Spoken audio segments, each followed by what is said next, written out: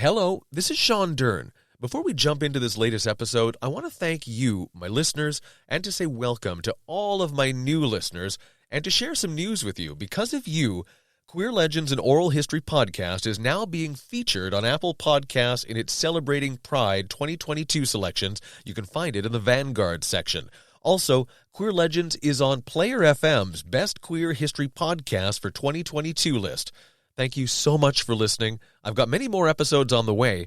Now, please enjoy this latest Queer Legends Quickie. In this episode, rather than meeting a queer legend, I thought it would be fun to explore a legend about queerness.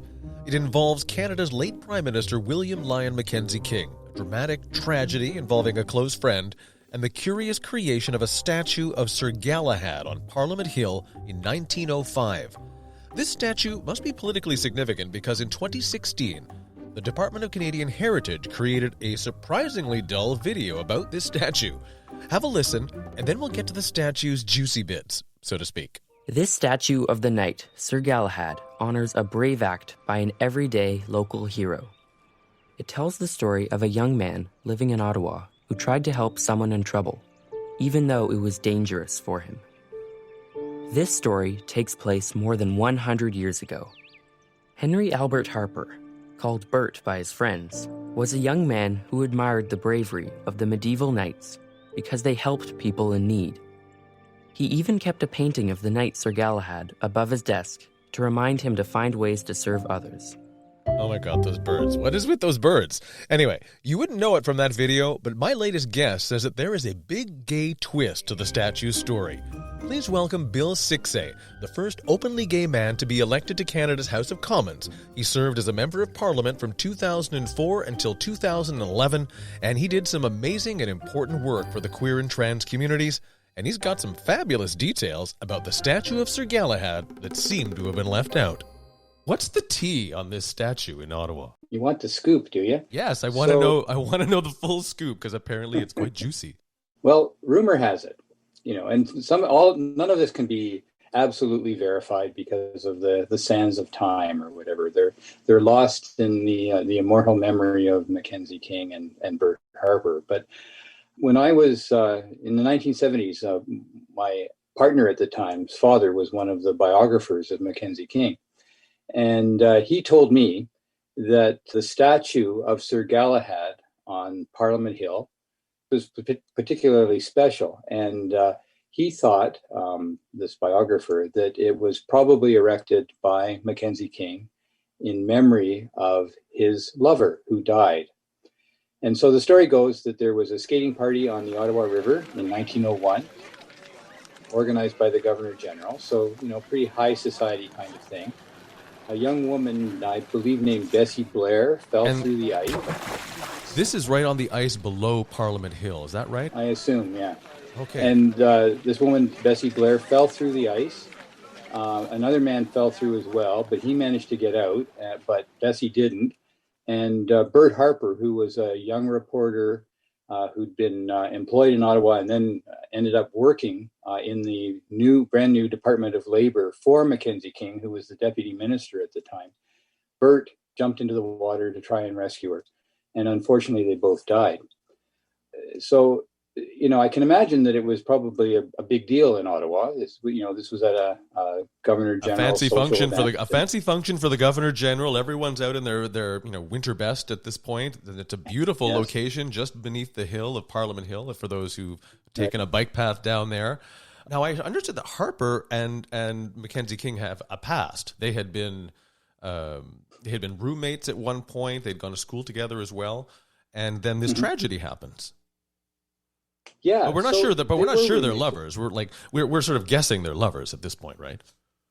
Well, yeah, and I think we will always be guessing at that, unfortunately. But often our history is written out of common day, everyday occurrences, right? And we and people have gone to great lengths to write the queerness out of our history, including Canadian heritage, it would seem.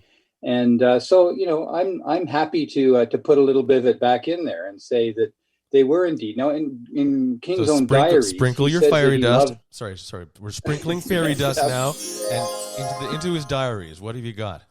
Here we go. Well, in his diaries, he at one point referred to Bert Harper as the man he loved more than any other man other than his father and brother, which is pretty significant, I would think. And, so let's take him at his word that they loved each other and, run with that. King had this statue of Sir Galahad, a very romantic figure erected in Harper's memory on Parliament Hill. And for years and years and years, it was the only statue that wasn't of a dead monarch or a dead politician or a dead father of Confederation. That was the standard, that you didn't erect statues on the hill to people who weren't in that category. I think it changed with the famous 5 statue. So there's some of them were politicians, but non-politicians for the first time after Sir Galahad. So what have you heard or seen in any of the historical records from your own time on the hill? Like, what was the reaction to this? There's a photo online of a huge public ceremony when it was unveiled. And so, I look at that photo and I think, maybe that's the who's who of the queer community in Ottawa of its day. Maybe I don't know. Didn't see anybody I recognized, but they would have been a little older by the time I'd met them. So, but yeah, so it was a big deal. And apparently King left flowers at the statue on the anniversary of Harper's death occasionally. But I've got another scoop for you. Another scoop concerning Mackenzie King and flowers. Oh, tell. My partner Brian's uncle Emmett was a big liberal organizer in the province of Quebec. And every year on his birthday, Emmett would receive a dozen red roses from Mackenzie King. Really? Now, and we've always wondered about Uncle Emmett. So by extension, I'm wondering about Mackenzie King too. So, well, there was I read an article an old article from Maclean's where Mackenzie King had done an interview, and he was talking about how, before this, the two of them had gone and looked for beautiful land around what is now the Mackenzie King Estates in Gatineau Park, but they had gone to find this together and build a cottage, not multiple cottages, not for like his family and a wife, which he never had, or the other's family and a wife, which they never had. It was just beautiful. They found this beautiful spot and they would build a cottage for the two of them. And then after the death, after the death, Mackenzie King apparently couldn't even go there. He was so heart-stricken by this loss. Well, and some people have wondered if that's when, King was known for his eccentricities, things like he wouldn't make a decision unless the hands of the clock were parallel, those formed a straight line, those kinds of things. Well, he was very much into the paranormal, yes. And trying to commune with his dead mother. Kind of makes you wonder if he was trying to get in touch with his perhaps former lover. Well, and all of those eccentricities seem to have gotten worse after a point. And so some people have wondered if that's what sort of set him down that road. There are also stories about workers at the King Estate in the Gatineau Hills feeling like they were groped strangely when they were sleeping overnight at that place. So, who knows what's going on, eh? So this is quite the legend. Has this ever been discussed, say, at the queer caucus meetings that you used to attend, or do all the queer MPs get together and kind of speculate on any of this stuff?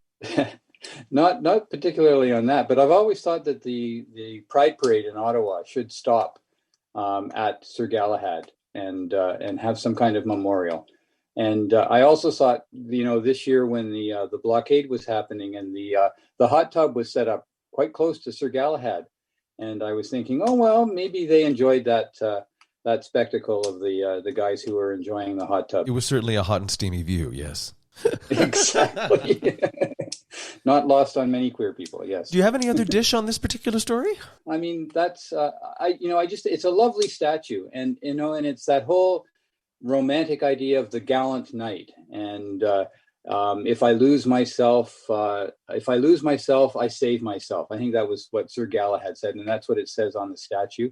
And I think it's just a wonderful story. Whether or not they were lovers, who knows? But there have been so many attempts to write us out of history. Let's use this occasion to write us back into it. With that in mind, here's an interesting excerpt from that Maclean's article I mentioned earlier, published on July 15th, 1951, written by Reginald Hardy. Mackenzie King and Henry Albert Harper, his associate in the Department of Labor and his dearest friend, bought a small lot around the turn of the century.